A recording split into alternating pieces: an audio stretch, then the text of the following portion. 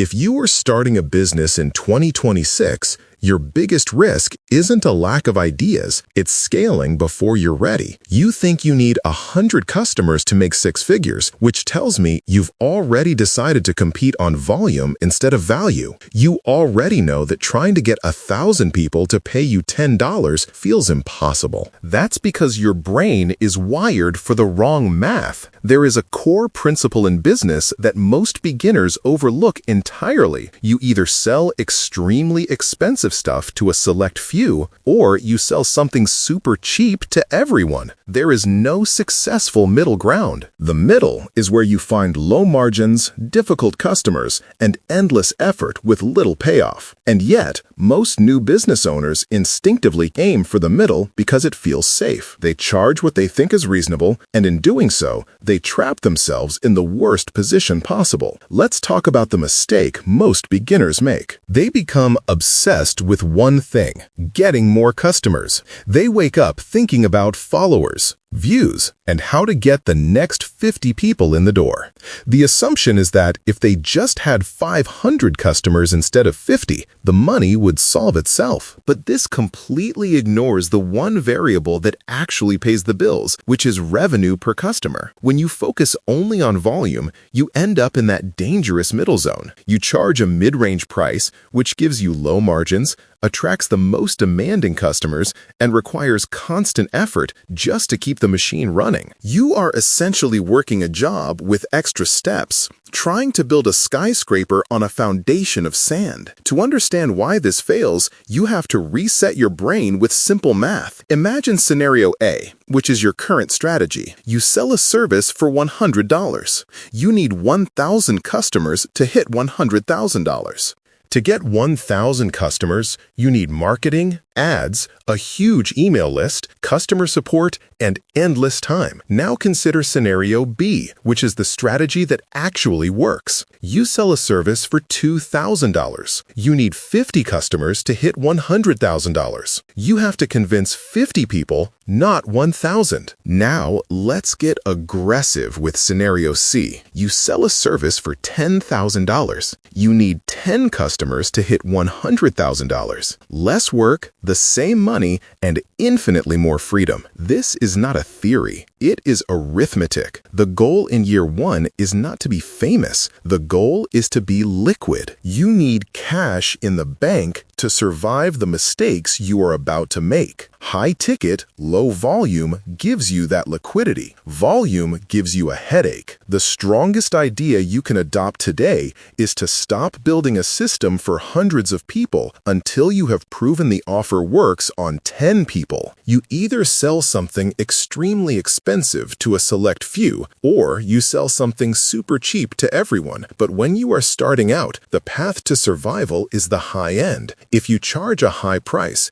you are forced to deliver an exceptional result. That pressure creates your best work. When you charge $100, you can afford to be average. When you charge $2,000, you have to be excellent. Excellence leads to referrals, which kills the need for ads. High ticket is not about being greedy. It is about survival.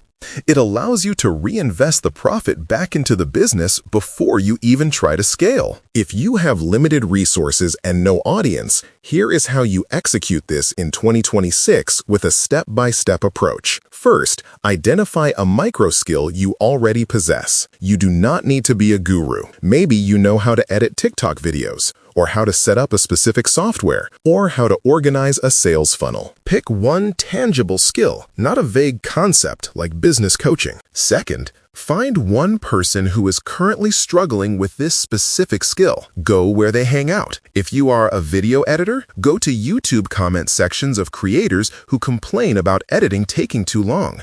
If you are a fitness coach, go to forums where busy professionals complain about lack of energy. Third, offer direct one-on-one help immediately. Do not build a course and do not write a book. Send a direct message or an email and say that you see them struggling with a specific problem, that you have a method to solve it, and that you want to help them directly. Tell them you are only taking 3 people this month. Fourth, price higher than you are comfortable with. Your comfort zone is your enemy. If you think you should charge $500, charge $1,500.